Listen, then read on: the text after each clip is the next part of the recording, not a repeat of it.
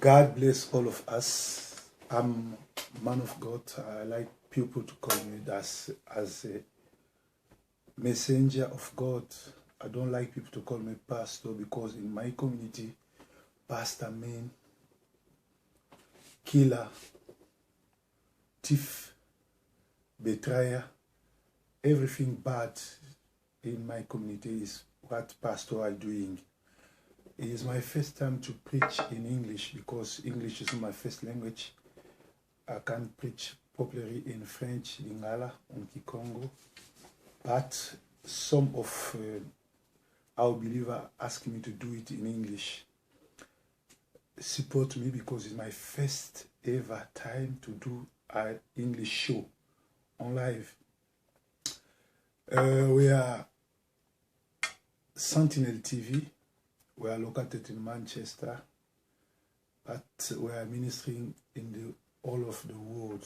I have a church established in Kinshasa, where I'm from, where I've been born.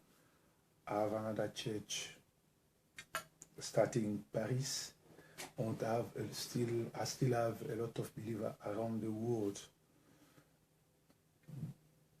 Beloved, we are in the end of everything. We have 25 minutes. I will preach 15 minutes in French and 15 minutes in English, but I started with English because people want to know what I'm preaching. People want to be to listen what we are preaching. Why we will do so. Maybe 2 times a month I will come. My speaking will be in English, all in English. When the colonialists arrived in Africa, the first thing they done was to learn how to speak our dialect, how to speak our languages. As a student in information in Manchester, I think the local language will be the language of mission. I start to tell you that when the colonialists arrive in Africa, the first thing they do was they learn how to speak African, because communication is very, very important. Lack of communication will let you down. And today, if we go in our church, I'm speaking to a French church because we are from French country. We are established now in England. English is supposed to be our first language. We're supposed to go and preach the English people to reach our church. But what is make me sad is if you go to our church, to our African church, to Congolese church, you will find only Congolese people. That one, the big problem, we did not preach the Briton. We did not preach them to come, to join us. Today I want to talk about Matthew 24, 11 to 14. The Bible is saying, our topic will be, but who stand firm to the end will be saved. Let me try to read what Matthew is saying now. We are in Matthew 24, 10 to 14. At that time, many will turn away from the fight and will betray and hate each other. And many false prophets will appear and deceive many people. Because of that, because of increase of weakness, yeah, the love of most will grow cold. But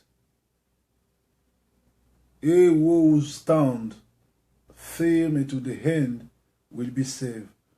And this gospel of the kingdom will be preached in the whole world as testimony to all nations, and then it will be the end. Amen. Beloved, we are in the end of everything. Everything had been in the beginning supposed to have an end of that. And Jesus spent 3 years traveling town to town, village to village, because Jesus behaved as missionary. We must leave our traditional church to becoming missionary. If we did not go outside to preach people, if we did not go to the village, to just change the city to city to translate people the word of God, because Jesus said this word will be preached around all of the world as testimony before the end of everything. We are in the end of everything. If you go to the church now, a lot of people go to the church, but that church is the devil church. Too many who are called children of God are sleeping or are weaker now. Too many people go every Sunday to the church. Believe me, I want to tell you that if you're following the weak people, the witch people, the people who are weaker, the devil, we are on the end of everything. Everything at a beginning supposed to have at the end of that. And in 1 Corinthians 13, verses 13, the Bible says these 3 things must be together: fight, hope, charity. But the charity will be the most important of everything. But when we are going to our church, when we are going to worship our God, what we found is no love, no hope, no charity, no fight. A lot of people go to the church because it's like habitude. Some of them go because they don't know what to do. Another go just to meet people. But they are lost, they're fighting because of the behavior of the pastor, of the ministers. Beloved, I want to tell you that the word of God is a light. As Christians, we're supposed to be the light of the world. If people are in the darkness, when they see you, they're supposed to see the light. How could you be called Christian when you still stolen, when you still betray, when you still talking bad about your neighbors, when you did not love each other? How could you be called Christian when you still be witch, you still doing witchcraft? How could you be called Christian if you ask people to pay for you preaching or to pay for you worship? Like today in the town, people are in a big party. They want to do big party. They want to organize evangelization or a big party, like a big event. They call the big name like musician to come to sing in the town, but they ask people to pay £10. Or Jesus say, leave everybody to come to worship me. They're stopping people who want to go to worship God because they didn't have £10. That is the devil things. A lot of people are be called Christian, but they're not. There's not Christian. There's weak. There's devil. The Bible is saying, at the end of everything, they love the fight, the people would be betraying each other. The people will be deceived by the preacher. A lot of them will lose their fight, but who will stand firm to the end will be saved. Now we are like Joshua. Moses, when Moses passed away, God called Joshua. I tell him, Joshua, now, Joshua, now you must take that people, bring in the holy city. Moses, my servant, had done everything. What you're supposed to have, what you're supposed to do is just to be strong.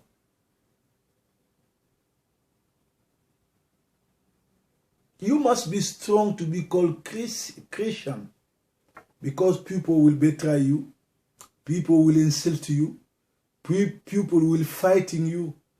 On the end of everything, you know that the devil is now in the church. A lot of the church now is administrating by the devil. They are there not to help you to go to the heaven, but they are there, they want you to lose your paradise.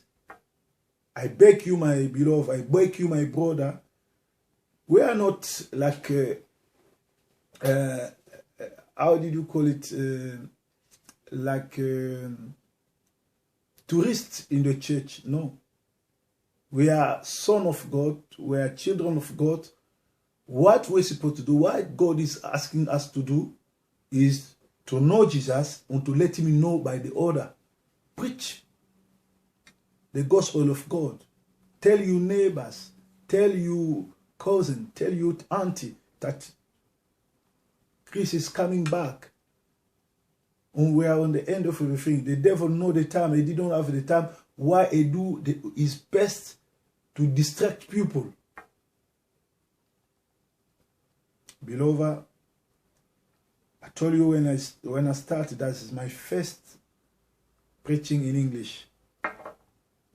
Encourage me, pray for me, and assist me to do better. I think next week I will do better like today. If I have said something who did not fit you, just forgive me. I'm not here to judge you. I'm not here to condemn you. But what I want to do is encourage you to attend the church. To not be a member of a local church, but be a member of Jesus Christ Church. I don't want you to be a fan like Manchester City fan or Manchester United fan or Chelsea fan. I want you to be disciples of Jesus. Because now in the church we found a lot of fan club in the church of pastor. Pastor could be a thief, it could be a weak, it could be a devil. People still supporting him. But the Bible says these things will happen, but the children of God will not sleeping, they will be stunned. Because some of the church today is the devil church. They're still using our Bible. They're citing the name of Jesus. They sing like you and me, but under the table, they know what they're doing is no good. Thank you for your understanding. Thank you for you to watch me. Continue to watch us every Sunday in Jesus Christ, the bread of the life. Jésus-Christ, pain de vie. Now I'm going to the French. Merci beaucoup. C'était ma première prédication en anglais. Nous vivons dans un pays anglophone. Nous devons nous communiquer en anglais pour que les anglophones aussi soient partie de cette grande manifestation qui est l'évangélisation de Jésus-Christ. Qu'ils prennent part plutôt. Je parler sur Matthieu 24, 11 à 14. J'ai des Bibles ici. Là, je vais lire sur ma Bible française. Je peux parler français, je peux parler allemand, mais je ne peux pas prêcher en allemand parce que ça fait plus de 20 ans que je ne vis plus en allemand. Je peux converser, je peux acheter, mais j'ai oublié des mots. La fois passée, j'étais en Allemagne, ça s'est bien passé. Je m'entretenais avec les gens en allemand. Wie geht Ihnen? Mir geht es gut, wunderbar, alles klar. Wie lange bist du hier? Alles klar, mamma mia. Je suis dans Matthieu 24, 11 à 14. 10 à 14. Alors, on vous livrera au tourment, et on vous fera mourir, et vous serez haïs de toutes les nations. Bien-aimé, quand tu sers Jésus-Christ, ta nourriture, ton salaire sera la haine des autres. Les enfants de Dieu se reconnaîtront, ils te supporteront, mais les satanistes vont te haïr. Surtout quand tu le dévoiles, tous leurs secrets, ils vont te haïr. Parce que toi, tu n'es pas n'importe qui, tu es un chrétien qui est la lumière du monde. Christians are light of the world. Et l'apôtre Jésus-Christ s'adresse à ses disciples, il dit, vous serez haïs par toutes les nations à cause de mon nom. Alors aussi plusieurs succomberont et ils se trahiront, se haïront les uns les autres. Plusieurs faux prophètes se lèveront et ils séduiront beaucoup de gens. Et parce que l'iniquité sera accrue, beaucoup se refroidira. Mais celui qui persévérera jusqu'à la fin sera sauvé. Cette bonne nouvelle du royaume sera prêchée dans tout le monde entier pour servir de témoignage à toutes les nations, alors viendra la fin. Vous voyez, Dieu, par sa miracle, a fait que je puisse commencer à prêcher en anglais. Tout simplement parce qu'il veut sauver quelqu'un qui ne parle pas français, lingala, qui Congo, et il parle que l'anglais. La Bible dit, vers le temps de la fin, les gens vont nous haïr. Les gens ne vont pas nous accepter. Et il y aura des faux prophètes qui viendront décevoir les gens, séduire les gens. Vous avez suivi les témoignages de la sœur Marie-Claire.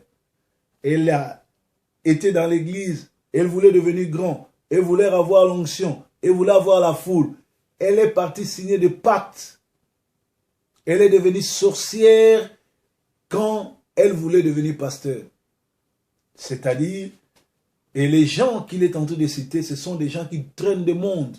Ce sont des églises qui traînent du monde plutôt, des églises qui traînent du monde. Il dit l'église où elle a été envoûtée, c'est la deuxième grande église de Paris. Est-ce que on peut comprendre qu'une église de Christ peut envoûter les gens? Que le pasteur commence à coucher sa femme, sa belle-sœur, la femme de son frère, le modérateur et le serviteur. C'est comme ça, ils travaillent comme ça, l'église de sorciers. Ils emploient un modérateur sorcier, un interprète sorcier, le chef de chorale est sorcier, et le chef de l'intercession sorcier. Et des gens là, ils vous prennent en otage. Quand vous vous rassemblez, voilà pourquoi la Bible dit, vous devenez pire quand vous vous rassemblez. Pourquoi? Quand vous vous rassemblez, vous croyez que vous partez prier, et ils se mettent ensemble pour vous maudire, pour vous lancer des malédictions, pour bloquer vos vies, pour utiliser vos chances. Que cet témoignage de la sœur Marie-Claire puisse vous éclairer. Et moi, ça fait un bout de temps que le Seigneur m'a éveillé. Il m'a montré ce qui s'est passé à l'église. Voilà pourquoi je suis monté au créneau pour vous dire qu'il y a des sorciers dans l'église. Il y a des loups dans l'enclos. Nous devons chasser les loups et nous devons sauver les brebis. Aujourd'hui, tu peux m'aimer ou ne pas m'aimer. Peu importe. Moi, je représenterai. Je ne suis qu'un messager. Je te dirai comme le serviteur de Dieu, Jean-Baptiste disait, je suis la voix de celui qui crie dans le désert. Si tu m'écoutes, tant pis. Si tu ne m'écoutes pas, si tu m'écoutes, tant mieux. Si tu ne m'écoutes pas, tant pis. Parce qu'après, ça sera l'éternité, ou à l'enfer, ou au paradis. Bien aimé, la Bible dit, dans Matthieu 24 et 14, il dit, cette bonne nouvelle sera prêchée partout, après viendra la fin. Et dans 1 Corinthiens 13, 13, on nous dit que ces trois choses demeurent ensemble, la foi, l'espérance et l'amour. Mais l'amour doit être le plus grand. Est-ce qu'il y a encore l'amour dans nos communautés? Est-ce qu'il y a encore l'amour dans nos églises? Est-ce qu'il y a encore l'amour dans nos familles? Ton frère qui vient d'arriver du pays, il veut s'installer, tu ne peux pas l'aider, tu commences à lui soutirer de l'argent pour lui donner des papiers, pour lui demander l'asile, tout, il faut qu'il te paye. Et pourtant, il vient d'arriver.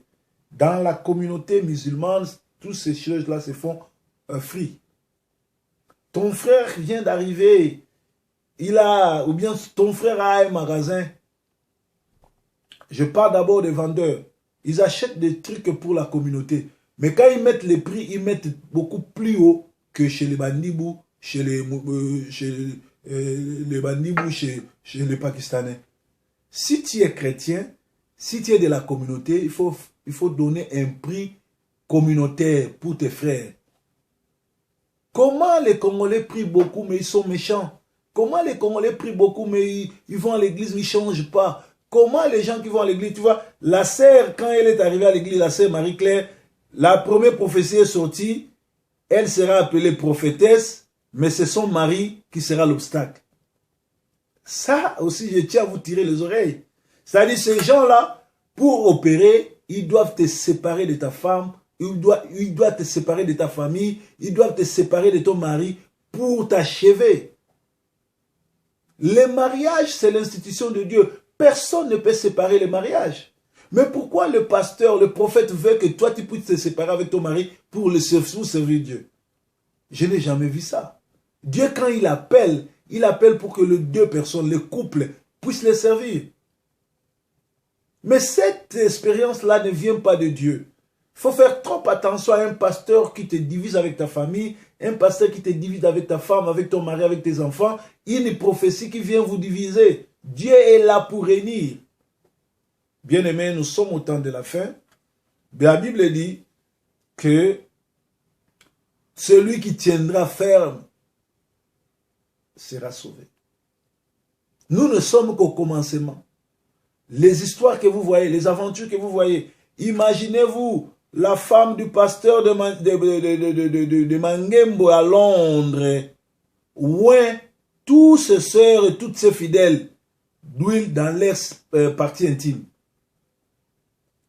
Cherchez dans la Bible où c'est écrit. Or, quand elle fait ça, c'est une malédiction. Elle prend toute ta chance, tes enfants, tout. Même ses frères et ses sœurs, les sœurs de cette dame Nicole ont payé les prix. Elle a bloqué leur vie, leurs chances, leurs enfants. Sa propre sœur, sa demi-sœur, parce qu'elles sont nées que deux. De même mère, mais de pères différents. Elle a bloqué sa vie, elle est en train de souffrir en Belgique là-bas. C'est sa sœur qui est servante de Dieu qui bloque sa sœur. Est-ce que ça c'est quel Dieu? Ça c'est quelle église? Bien-aimés, le diable est dans l'église et Dieu nous envoie à vous éclairer, à ce que vous sortiez. Je ne demande pas que tout le monde me suive. Je suis l'un des bons pasteurs, l'un des messagers de la bonne nouvelle. Mais il y en a encore 7000 qui sont dans nos communautés. Ouvrez les yeux, cherchez-les, priez, Dieu va vous guider. Dieu est amour, Dieu est avec nous. Dieu, quand il nous appelle, c'est pour que nous puissions sauver notre vie. C'est pour que nous puissions nous comporter comme les enfants de Dieu. Ne vous en faites pas. Les gens n'aiment pas la vérité. Les gens ne vont pas vous accepter. Jésus-Christ n'a jamais été accepté. They will hate you. They will hate you. They will not love you because you are preaching the truth. But what God say, God wants you to be strong. Even people don't like to come to you, to the church who you are minister. Go you with your family. If you read in the book of Genesis, 6, on utilisait 6.